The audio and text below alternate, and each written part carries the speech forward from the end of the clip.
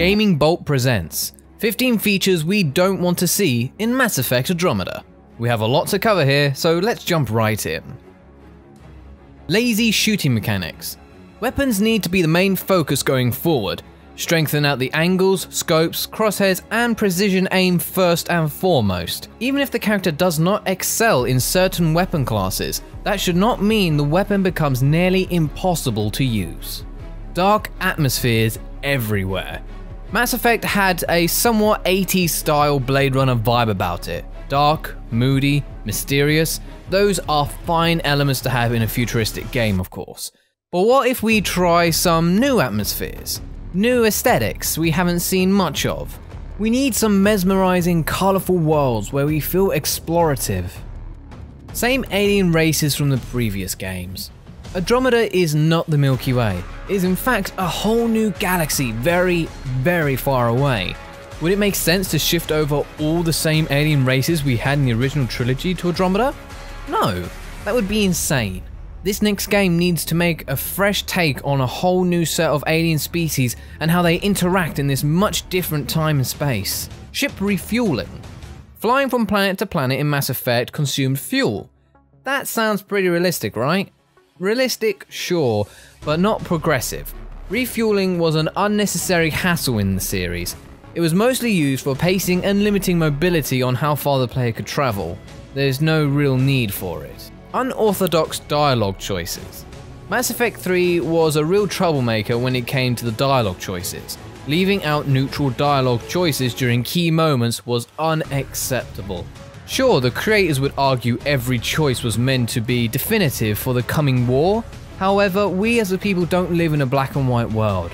Even in the hardest of times, there is usually more grey than anything else. Useless shit. For a science fiction game, it was odd how the Normandy was little more than a home base. Do a mission, go home, do a side mission, go home. With the exception of flying to fuel stations and planets on a micro scale. We need more.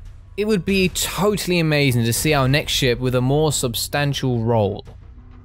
Linear worlds. Aesthetically, the Mass Effect series gave us some beautiful, interesting worlds.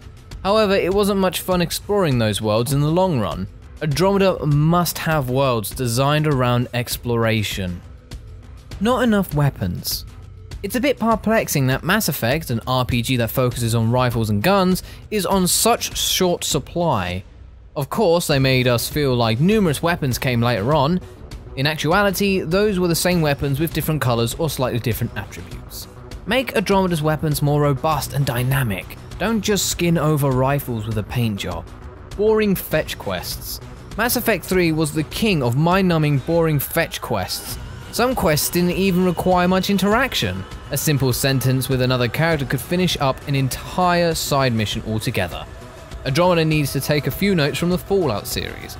Put major emphasis on those side quests. Don't just tell us to go somewhere, have us understand where we are going, what ramifications could occur by completing it one way or another. Mining, scanning planets. Mining was not only slow and tedious, it was almost forced. The worst part is that mining could take hours out of the whole game. Mining in Andromeda could be a lot more fun if it's done right. Instead of forcing on the player to mine, let them decide first off. Quite possibly turn it into an RTS style experience where we send in a small team to mine for us. Journal entries. There were big issues with journal entries in the Mass Effect series. Not only were there just so many to look through and follow, but there was the problem of entries not being in the proper or proprietary order. Mixed up messages made finding what the player was looking for a complete mess. Neater folders need to be implemented into Andromeda. Endless conversations. Keeping characters happy, mad, sad, anxious, etc. all depended on what speech skills we used during conversations, as well as speaking to each character quite often. The trick was the player never knew how often he or she had to speak with each NPC. Without an indicator to speak with individuals, it became a chore hunting each NPC down and going through endless speech sessions with them. As I just mentioned, an indicator could much improve this mess. Unrewarding side missions. As I mentioned before, side missions have shown some struggles during the growth of the series in general.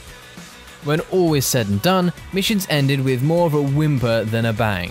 This was thanks to the unrewarding side mission system. Future missions should at least give us a meteor prize for accomplishing a task we decided to attempt by choice, not because the game made us. Same Old Biotics.